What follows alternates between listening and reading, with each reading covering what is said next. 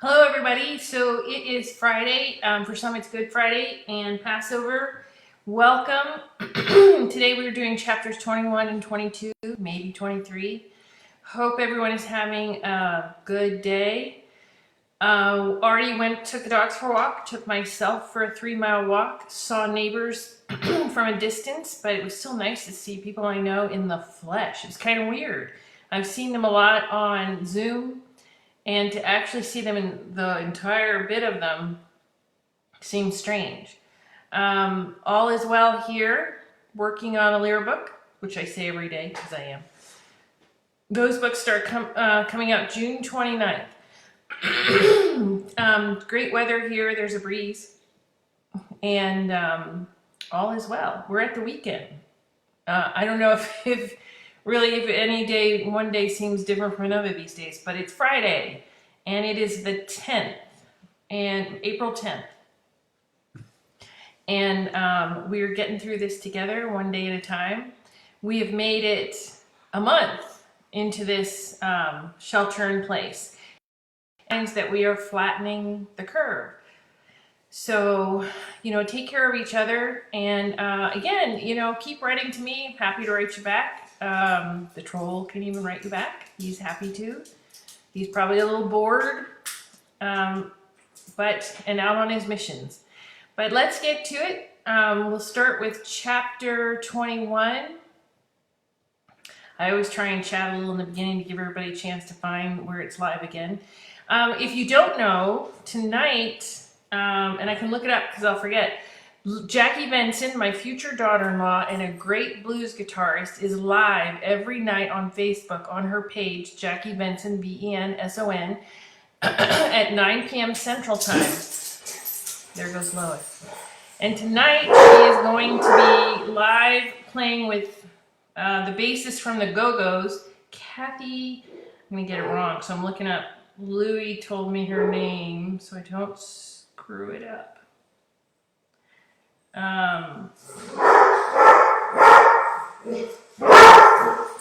Wait a minute, there goes Lois. Can't find it. I think her name is Kathy Walker, but it's the bassist from the Go-Go's. Will be playing with Jackie tonight at 9 p.m. Central from her Facebook page. And Gina Chavez plays every day at 8. And here comes Leela too. Hi Mike, you found us. Okay, so let's get started. Like I said, 9 o'clock tonight, Jackie Benson live from her page. She'll be playing with the bassist from the Go-Go's. Should be a great show, free. It's live like this, but from Jackie Benson's page. And but for now, we're going to start. Hi Dennis. For now, we're going to start on chapter 21 from Guardians of Magic, the Lyric Chronicles, and Lois may be the sound effects here and there, because that's what she does. Param sat on the edge of the forest at the sanctuary in Texas, enjoying the sunlight on his head, his eyes closed, his face turned toward the sun. He wanted to get back to Orasarin and see Osonia, needed to. But he took a few more moments to enjoy the quiet by himself. It was still early in the morning, and a lot of the residents of the dense woods weren't awake and stirring yet. Only the songbirds were letting everyone know the sun had risen. Param lay back on the grass and let the scales along his body flip over to match the long green blades, hiding him in plain sight. He took in a deep, easy breath, making the ground look like it was rolling. His mind wandered, thinking of Osonia's hand in his, as a loud, painful screech erupted behind him. He jerked his head up, some of the scales partially turning, only part of his face becoming visible along the ground. He looked backward in the direction of the forest where the sound erupted. More sounds of sudden movement. Param jumped to his feet, quickly changing appearance back to his normal resting state of honey brown, as the irises of his eyes shifted in every direction looking for clues. The tops of the trees were wildly swaying, all in the southern direction, away from some danger. It wasn't a typical predator, whatever it was. The normal ones, like large cats or a brown bear, were under the gardener's protective spell and didn't hunt within the sanctuary. Something new had found its way inside. Param ran into the depths of the woods, the light quickly fading under the dense canopy, leaping over familiar tree roots and taking shortcuts through the thick underbrush. He knew every square inch as he slid around the base of a tall, wide oak, running his hand along the bark for balance. Several elk came running at him, their eyes wide with fear, turning at the last moment and running, fleeing away from something. Param put out his arms wide, attempting to calm the animals as their hooves thundered dangerously close to him. The calming spell that normally hung over the entire property was being torn to shreds. Param took off running in the direction of the loudest screams, his heart beating hard in his chest. He came along a familiar path and found small trees and bushes, pulled up by their roots, broken into pieces, the ground trampled flat. How is this even possible? The trail had an abrupt beginning, as if the menace had appeared out of nowhere, emerging right on that spot. Portal.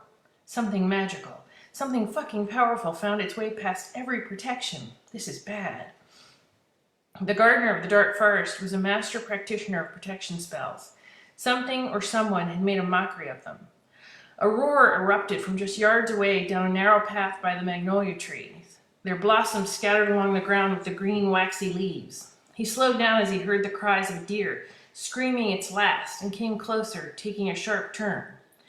There in a clearing, created by the large beast covered in fur, stood Lucius, tearing at a deer and feasting on all of it.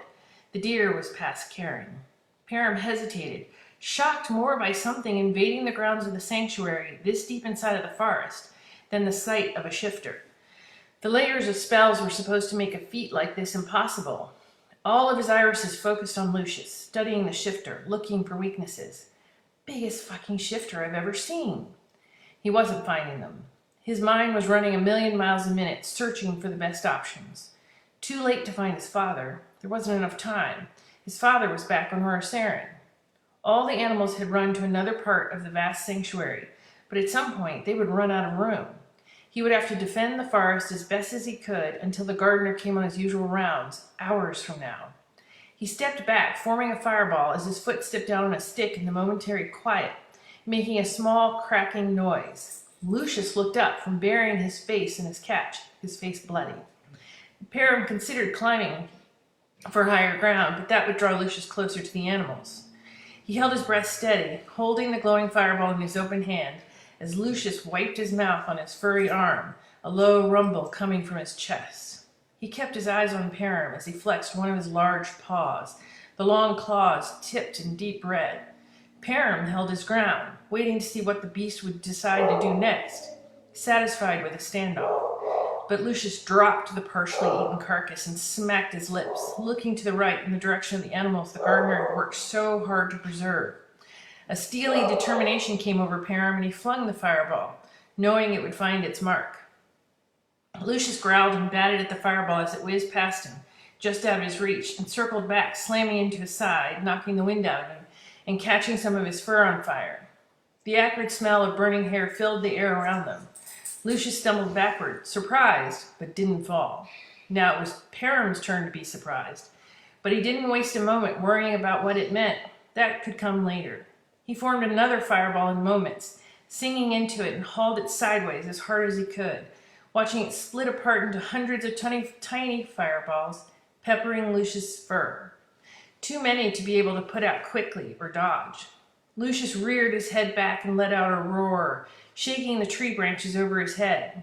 He fell to the ground and rolled as Param sent out another volley, singeing the beast, leaving small welts on the bottom of his feet. Param circled, keeping up the barrage. He smelled something strange, noticing the black curling mist that was spreading along the forest floor. But there was no time to wonder what that meant. Maybe I can get him to shift back, come to his senses, at least run the mad dog off, get the hell out of here the way he came. But Lucius had other plans. He rose to his feet, his entire body trembling, his muscles tense as he made himself stand the small fire still clinging to his fur. Param saw his chance and opened a portal that opened by the ocean at Horserin, where there would be the least amount of elves or witches nearby. The smell of salt air blew into the forest as Param turned to draw Lucius behind him, even as he kept up the stream of fireballs that were now raining down on Lucius from above. Param kept 2 irises on Lucius, the others scanning the nearby area to make sure his hunch was right. It was all Lucius needed. He dropped back just enough, bending his knees, and leapt forward, his claws outstretched, raking Param down his left side and tearing at the muscles in his arm. Param stumbled and fell back into the forest, the portal wheezing and sparking. Param gasped at the surge of pain and looked up in horror in time to see the portal tear and the world in between exposed. Hagen sat next to Lois in the warehouse, doing his best to read the symbols on the board overhead. Artifact discovered, artifact stolen, witch practicing spells in San Fernando, light elf fixing a basketball game. That's a new one, he muttered. Lois absentmindedly pushed her glasses back up her nose. Her head was bent over an iPad reading a report from General Anderson. Earl is not going to believe this shit. She looked up surprised. Forget I said that out loud. Earl doesn't exactly have clearance. Not that I tell him the really juicy stuff. I know the limits. Those are safe for Patty. You're babbling. It's not a good look. What does the report say? I'm figuring I at least have Earl-level clearance. Lois pressed her lips together and arched an eyebrow. Normally, Patty says something like that, and I zing her with a tiny little fireball. Seeing as how you're human and old and might tell on me, I'll skip it. Much obliged, but call me a rat again, and I'll figure out how to throw one of those at you. Lois let out a snort. Fair enough. The report is about regular citizens, translate humans, seeing larger than average wolves that have been tearing up plants and maybe a few pets, then disappearing into thin air. Boy, this is not good. I was hoping I'd get to go to my grave without humans finding out about shifters. I believe they call them werewolves. You knew all along about shifters? Of course I did, said Lois, insulted. I was a member of the Silver Griffins, after all. She slid her finger across the screen, scrolling to the next page. Shifters have been with us since ancient times, long before the last gates were open, but the natives took them as some kind of sign of the devil at first, and then as pure fiction. The magical community on Earth helped perpetuate that myth, and we were all hoping to keep it that way. Humans have proved to be testy when they find out some of them were used in spells and turned into hairy beasts with claws and fangs. They tend to burn the rest of us at stakes when they hear that sort of thing. Hagen kept looking up at the board even as he fumbled around for the bowl of Starburst. Lois conveniently kept waving her wand to move it inches from his reach. Dragon egg found on farm in Virginia. Artifact, artifact, artifact. He looked up just in time to see Lois lower her wand. Hey!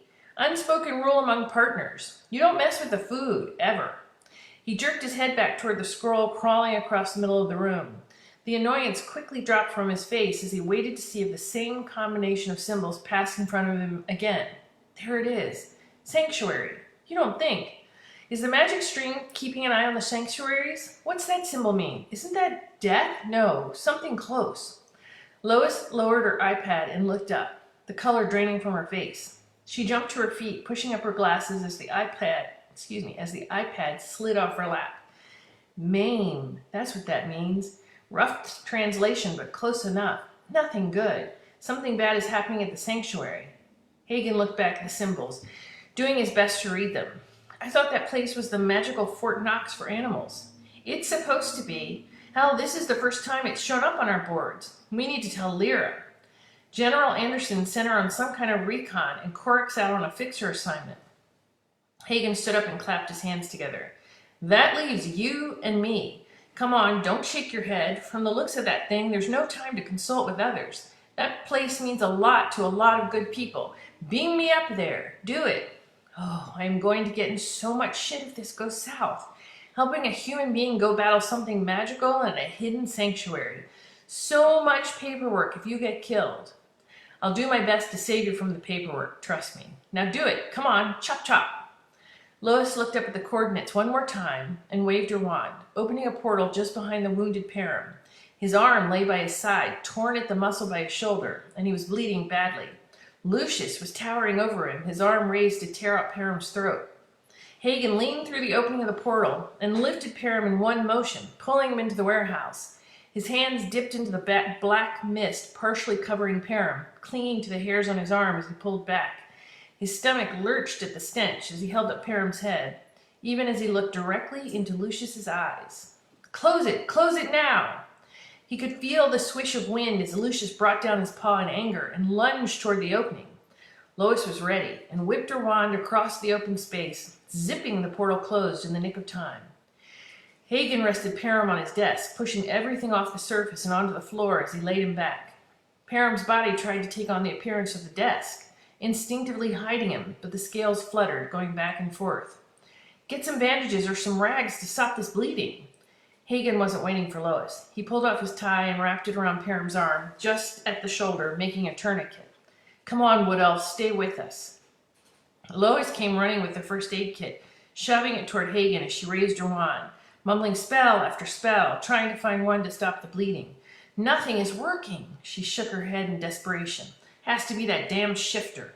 There's something about him, some kind of spell clinging to him that's poisoning everything. We have to find the gardener. He may know what to do. That arm looks bad. If we don't figure out something, he may not be able to keep it. Lois shook out her arms and waved her wand, opening a portal to Orisarin. Then we better get moving. Not the way I pictured seeing another world for the first time. He gently lifted Param off the desk and held him close as the blood soaked through his shirt, making an ever-increasing stain. He stepped through the portal and stood in the clearing, looking around, waiting for Lois. How do we find the gardener? We don't. He'll find us. I just hope we're not too late. Hi, John. Hi, Tim. Hi, Kathleen. Chapter 22. Yumfuck sat on the back of the couch in the guest house, wearing his red cowboy boots. He was licking his paw and rubbed his paw on his cape, working at the worst of the stains to see if he could make his superhero costume look a little more dignified. It wasn't working. Meh, we'll have to do for now. There's work to be done.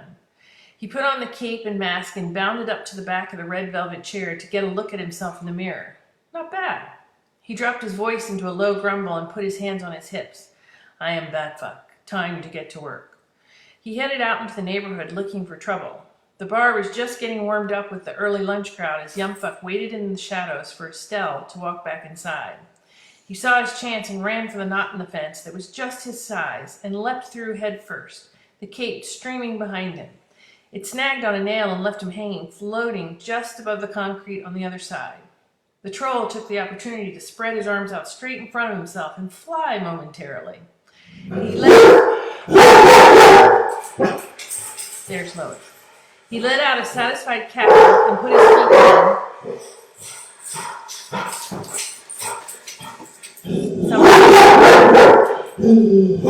Somebody dared walk behind him.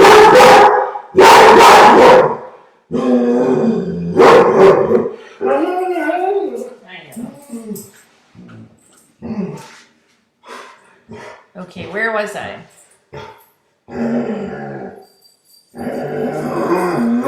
He let out a satisfied cackle and put his feet down, working the cape off the nail and examining the new small tear it had made. Price of justice, motherfuckers. He took off running down. You're fine. He took off running down Rainy Street, searching for trouble, and turned on Driscoll, headed toward the highway frontage road. He was almost to the frontage road when he heard a woman cry for help. He let out a tiny gasp and stopped to listen, trying to figure out where the cry came from. Hey, somebody stop him! A wiry man with a scruffy gray beard and long, dirty, dark hair came running down the sidewalk toward Yumfuck. Just behind him, down the block, a woman was yelling, waving her arms, unable to see the 5-inch troll on the ground. She was desperately looking around for help. He has my purse! Help! Yumfuck looked up at the rapidly approaching man and saw the gray leather purse he was cradling tightly, close to his chest. The troll made his move and positioned himself in front of the man's right leg, timing his encounter. 1 Mississippi, 2 Mississippi, 3 Mississippi, now! Just as the toe of the man's work boot hit Yumfuck, the troll grew to a foot tall, startling the thief and tripping him. He fell face first, breaking his nose on the concrete, still clutching the purse, knocking himself clean out. Yumfuck quickly shrunk back down and grabbed the purse, holding it over his head as he ran back toward the woman. I have got to cut down on the coffee for sure. My doctor was right. The woman watched, mystified, with her mouth open as her purse bobbed toward her as if it was moving on its own. The troll dropped it at the woman's feet, crawling out from under it, and put his hands on his hips. I am Batfuck, he growled, cackling, sticking out his tiny chest. At your service. Holy shit, the girls would never believe this one. I was saved by a rat wearing a mask and miniature cowboy boots. Yumfuck took a bow and stood up smiling, showing all his tiny pointed teeth. Aloha, motherfuckers, he chirped, and ran in the direction of home, the tiny cape flapping behind him. He turned the corner and stopped for a moment, surveying the landscape. I'm really getting good at this, he said as he bounded onto the top of a car rolling toward home, hitching a ride like a tiny roof ornament out to save the day. The woman cautiously bent down and retrieved her purse, digging out her phone to take a picture of her rescuer, but by the time she stood back up again, Yumfuck was gone. Okay, maybe I need to start drinking wine in the morning instead, she muttered as she dialed 911. 911, what is your emergency? The calm operator's voice came on instantly. Ma'am, are you okay? What's your emergency? Someone tried to mug me. Tried, ma'am? Are you safe? Yeah, but I am, but the thief, tripped and knocked himself out. You better hurry. Better save the whole story for the girls. Worst they'll do is laugh at me. I was saved by a crime-fighting rat from Texas. Holy shit. Aloha motherfuckers is right. And yes, dangerous strangers outside. Somebody dared to walk with their dog by us. She saves that loud of barking for neighborhood dogs. Hello, Tracy, and hello, Deb, by the way. And so let's do chapter 23. And happy Friday, everyone. And Lois is back at her perch. Lyra stood in the warehouse listening to Hagen and Lois take turns telling her what happened. Twice she started to make a portal and go over to Orosaren herself, but Lois stopped her both times. I'm telling you, there's no more we can do for now. The gardener of the dark forest found us pretty damn quick and took over from there. He didn't even ask us many questions. Just wanted to know who did that to his son. All we could tell him was a shifter from hell. That same beast we saw at the vineyards. Hagen rubbed his face with his hands. It was not pretty. His arm was practically ripped off his body. His name is Lucius. He was a light elf, but Rosden turned him into that hundreds of years ago. Her stomach turned and she swallowed hard. The bitch has managed to reach out and hurt someone else I care about, and still no justice. Anger crawled up her throat as she clenched her fists at her side. Her eyes glowed momentarily. The energy sensed her desire to do something, but she held back, for now. Rosden. Lois said it with a shudder, slowly pushing her glasses back up her nose. That dark bitch. She crawled off to lick her wounds after Lavender Rock. Yeah, well, she crawled back and sought refuge at Turner Underwood's estate. Hagen sat down heavily behind his desk and slammed his hands on the top. What the fuck? When did this happen? It's only been a couple of days. She says she's here to make amends, to give us help with the shifter and the dark families. Hagen's face turned red with anger. No fucking way. She's no different than every other felon we picked up for years. They lie to get something they want. If it occasionally helps us out, they don't have a problem with that, but there's still something they want more. I don't disagree with you at all, but Turner Underwood is insisting we let her help. Lucius was his friend. Hagen cut off Lyra, waving his arm. His judgment is fucked. He shook his head. I saw how Rosden fought us on Lavender Rock. There was no shred of decency in her. She was doing battle with us to get her jollies. A magical psychopath. Where's the justice? Lois let out a weary sigh. Justice gets trickier when magic is involved. Not as clear-cut. It should be, Lyra said evenly between clenched teeth. Hagen, I gave my word that we'd do this Turner's way for now. He's convinced we need her help to prevent more chaos and more death. Then you should share with the fixer what Lucius has done lately. Does the general know? Against my better judgment, I didn't share all the latest news with him. We still work for him, and there would have been way too much to explain. Not sure I did the right thing. How the hell did that beast even know how to find the sanctuary? If I had to guess, it's the bionic animals that are being kept there. Lucius is tied to the dark mist, even now that he's out of the world in between. I saw that damnable mist. It was swallowing up Param. Couldn't scrub the stink off of me even after a few showers. Rose even asked me if I was battling demons in hell. He moved his jaw around angrily. Lyra had only seen him do that a few times, and it was always when a prosecutor told him a case wasn't strong enough to go to trial, even when everyone knew the killer would try again. I told her I was battling something from hell here on Earth. Regretted it the second the words left my mouth. The dark mist has an agenda of its own, separate from Lucius. He's after Rosden.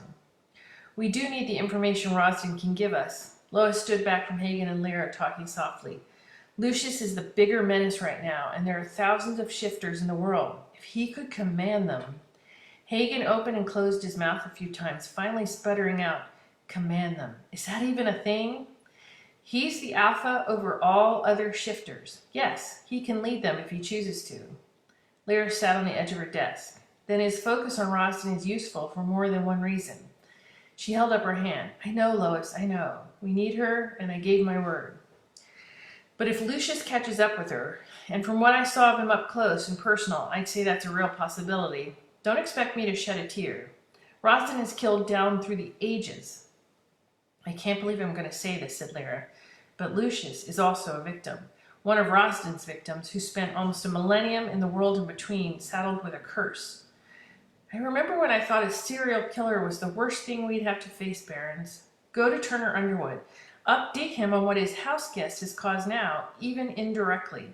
We'll continue to hold down the fort here, but you better hurry. At some point, this will all spill out into the open, and the general will find out anyway. He's not a stupid man, and he has other resources. If he puts all the pieces together on his own, he's bound to know we knew already, and might see that as a betrayal. Can't say I'd blame him. Lyra stood up and gathered her keys. At some point, we do have to stop making up the rules as we go. Only problem is the game keeps changing. And that is today. Monday will be chapter 24. We're getting close to the end. Then we'll have to pick another book. It can be another Lyra book if you want, or it can be War Mage. But before you know it, we will be on book 2, which says something about how long we've been in isolation. I hope you guys are having a good day. Like I said, tonight at 9 p.m. Central Time at Jackie Benson's Facebook page, she will be playing tonight with, I think her name is Kathy Walker, but I know for certain she's the bass player from the Go-Go's. And so that should be a great concert. All you have to do is, like you did with me, is tune into Jackie Benson's Facebook page. That is my future daughter-in-law. And she's a great blues guitarist, and you'll have a great time listening. I hope you all have a great day. Today is Hug Your Dog Day. I'm not making that up. It is actually National Hug Your Dog Day. And I've been doing that all day times 2. I hope you enjoy your day. Happy Good Friday or Passover or just Friday, whichever one applies. Enjoy the spring and the weather. Stay at least 6 feet apart. Find some fun today. And I love you all. Keep writing. And I will see you right back here Monday for chapter 24. And yeah, good, Kathleen. I'm glad you looked for Jackie. I'll look for you. I'll be there.